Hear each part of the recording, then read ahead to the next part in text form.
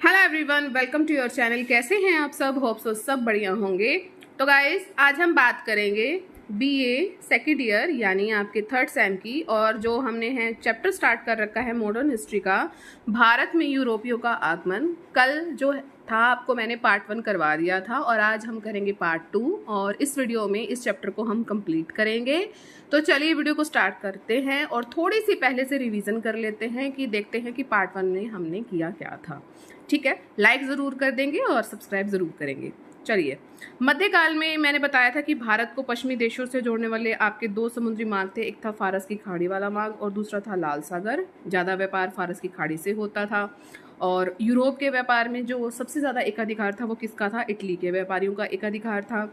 और फिर मैंने आपको बताया कि 1453 में तुर्कों ने कुस्तुतुनिया की जो है उस पर विजय पा ली थी और ऑटोमन साम्राज्य की क्या हुई थी?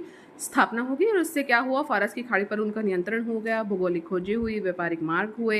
1486 में एक पुर्तगाली आया था नाविक, जो था उसका नाम था बार्थलोम्यूडेज, जिसमें उत्माशा द्वीप यानी कि केप ऑफ गुड होप इसकी खोज की थी। फिर इसके बाद कोलंबस आया 1492 में, और उसने किसने करी थी? उसकी करी थी यात्रा अटलांटिक महासागर की। और इसके बाद 1492 में कोलंबस ने, आप सबको पता है, कि अमेरिका की खोज की थी।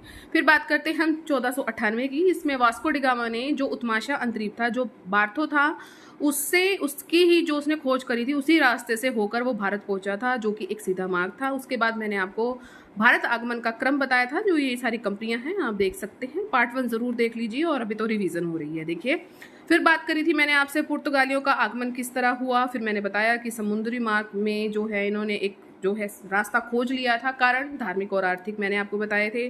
फिर 1498 की फिर बात हो गई। राजा जमोरी ने वास्को डिगामा का क्या किया था? स्वागत किया था और यहाँ से मसाले और जड़ी बूटियां वो ले गया था।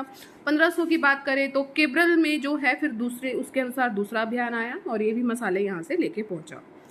1502 में फिर आपका वास्को डिगामा भारत में आया था और प्रथम फैक्ट्री खोली थी। और 1505 में एक नई नीति आई। पहला गवर्नर था आपका अल्मीडा।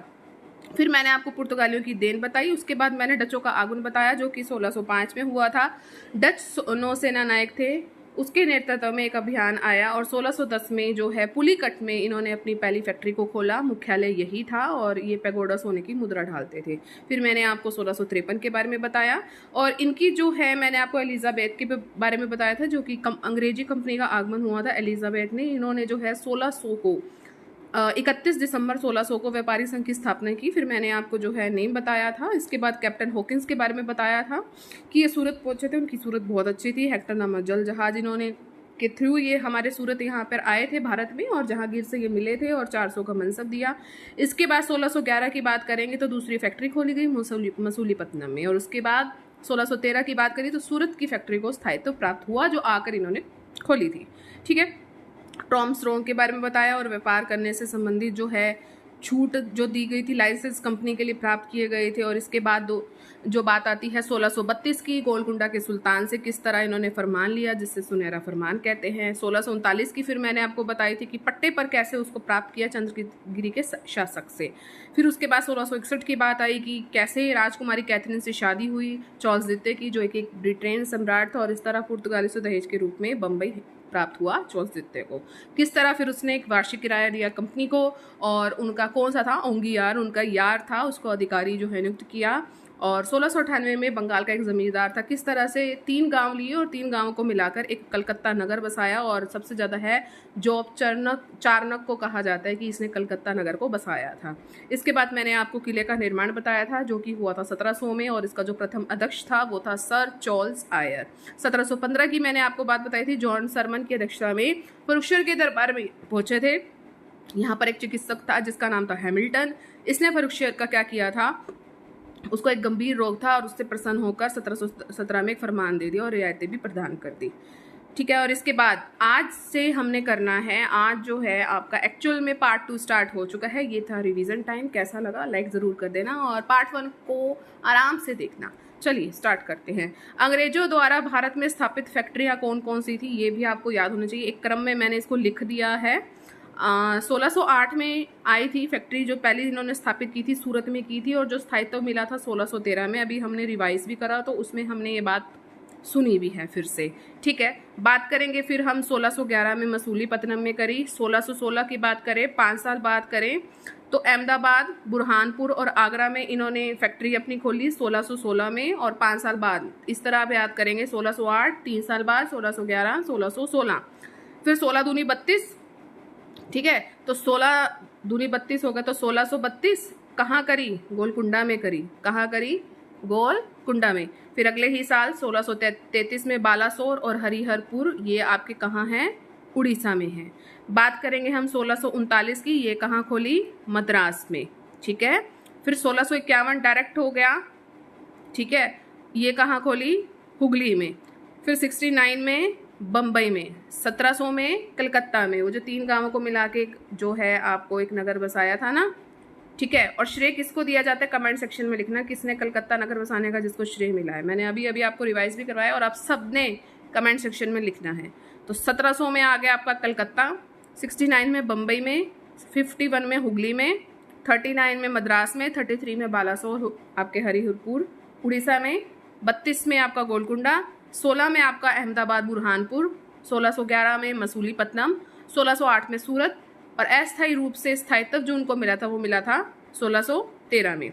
तो इस तरह ये क्रम रहा आपका अंग्रेजी कंपनियों का, और इन्होंने किस तरह अपनी फैक्ट्रियों को स्थापित किया, ठीक है। अब बात करेंगे हम डेनिस कंपनी का। इतना इनके बारे में इतिहास नहीं, और इन्होंने खूब इतना कमाल भी नहीं किया था। तो डेनिस कंपनी का जो आगमन हुआ था, डेनिस डेनमार्क के ये जो थे निवासी थे, जो डेनिस थे ना, ये डेनमार्क के निवासी थे। डेनिस डेनमार्क जो 1616 में कहाँ आए थे? हमारे भारत में आए थे, और बंगाल में स्थित जो है आपके सेरामपुर में पहली जो इनकी बस्ती थी वो क्या था? इनका प्रमुख केंद्र था सेरामपुर, ठीक है। बस इतना ही इनके बारे में हमने जानना है। अब बात करते हैं हम फ्रांसीसियों की, कैसे वो हमारे भारत में आए। तो इनकी जो स्थापना हुई थी लुई 14, अगर आपको फ्रांस की क्रांति पता है तो उसमें लुई 14 का जो शासन था बहुत ही निर्कुंज था, और तो उसी के काल में जो इसका एक मंत्री था कॉलवर्ट, नाम ध्यान रखेंगे आप, मंत्री का क्या नाम है? कॉलवर्ट। इसके प्रयासों से 1664 में जो हुई फ्रांसीसी कंपनी। फिर बात करेंगे हम 1667 की। फ्रैंको कैरो के नेतृत्व में इनका पहला अभियान जो था सूरत में पहुंचा। देखिए ये भी सूरत में पहुंच रहा है। किसके नेतृत्व में पहुंचा? कैरो के। उसकी कैरी आंखें थी, और वो कहाँ पहुंची? उसकी सूरत बहुत अच्छी थी, उसकी कैरी आंखें थी। कैरी मतलब बहुत अच्छी आंखें होती हैं। तो फ्रैंको कैरो के नेतृत्व में जो है फ्रांसीसियों का पहला अभियान सूरत में पहुंचा, और यही इनकी क्या रही? पहली फैक्ट्री थी। 1667 की ये मैं आपको बात बता रही हूँ। बात करेंगे हम 1673 की। फिर इन्होंने क्या किया? बंगाल का एक सूबेदार था जिसका नाम था शाइस्ता खां, नेम याद रखना है। शाइस्ता खां से इन्होंने क्या किया? इन्होंने वहां से एक ज़मीन प्राप्त की, और इसी ज़मीन पर चंद्रनगर जो है इन्होंने नामक प्रसिद्ध फ्रांसीसी बस्ती का विकास किया। चंद्रनगर नामक एक इन्होंने बस्ती बसाई जो बहुत ज़्यादा प्रसिद्ध हुई थी उस समय 1673 में। किससे ली थी? बंगाल के सूबेदार से। क्या नाम था? शाइस्ता खां। बात करेंगे हम 1701 की। इसमें क्या था कि फ्रांसीसियों ने पांडिचेरी को क्या बना दिया था? अपना मुख्यालय बनाया। कब बनाया? 1701 में। और यहाँ का पहला गवर्नर कौन था? Martin, Francis Martin. बात करेंगे हम 1735 की। तो क्या हुआ? एक ड्यूमा आया, ठीक है। फ्रांसीसी गवर्नर जो है यहाँ पर कहाँ आया था? पांडिचेरी आया था, और इस समय में फ्रांसीसी व्यापार का बहुत अधिक क्या हुआ था? विकास हुआ था। तो सिर्फ और सिर्फ फ्रांसीसियों के बारे में हमें इतना ही जानना है, ठीक है। तो कैसा लगा ये वाला सेशन? उम्मीद है बढ़िया लगा होगा। सिर्फ इतना ही था, ठीक है। और इसमें हमने क्या पढ़ा? फ्रांसीसियों के बारे में पढ़ा। जितना मैंने आपको बताया उतना सफिशेंट है आपके लिए। वैसे तो बहुत कुछ है, ठीक है, इतना सफिशेंट है।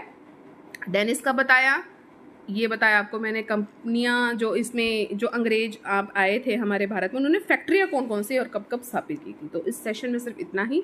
तो ये चैप्टर आपका कंप्लीट हुआ। कैसा लगा ये सेशन? मुझे उम्मीद है अच्छा ही लगा होगा। अगर लगा है ना तो सभी की सभी लाइक कर दो और शेयर मैक्सिमम करो। ये आपके कॉम्पिटिटिव एग्जाम में भी बहुत ज़्यादा इंपॉर्टेंट है। चाहे आप CET की भी प्रिपरेशन कर रहे हैं तो आपका जो मॉडर्न हिस्ट्री का सेक्शन है बहुत बहुत इंपॉर्टेंट है, ठीक है। सब्सक्राइब ज़रूर करें, सब्सक्राइब का रेड बटन ज़रूर प्रेस करें, और ऑल पर आपने ज़रूर क्लिक करना है ताकि चैनल पर जितनी भी वीडियोज़ आएँ उसकी नोटिफिकेशन आपको टाइम टू टाइम मिलती रहे, ठीक है। और इसकी जो क्या है, ये जो PDF है आपको मेरे व्हाट्सअप चैनल है नीचे डिस्क्रिप्शन बॉक्स में, उसका भी लिंक आपको मिल जाएगा। लिंक जो है विशेष एकेडमी बाय नेहा, मेरी ही उसमें पिक लगी हुई है, तो आप जो है इसको ज्वाइन कर लेंगे और यहीं पर आपको नोट्स मिलेंगे। जो ये नोट्स मैं अभी अब जितनी भी आपको मॉडर्न हिस्ट्री में आगे करवाऊंगी, अलग से प्लेलिस्ट बन चुकी है इसकी, तो इसके नोट्स आपको मिलेंगे, प्रॉपर मिलेंगे। ठीक है, चलिए मिलेंगे अपने नेक्स्ट सेक्शन में। Till then thank you so much for watching, bye bye guys and take care.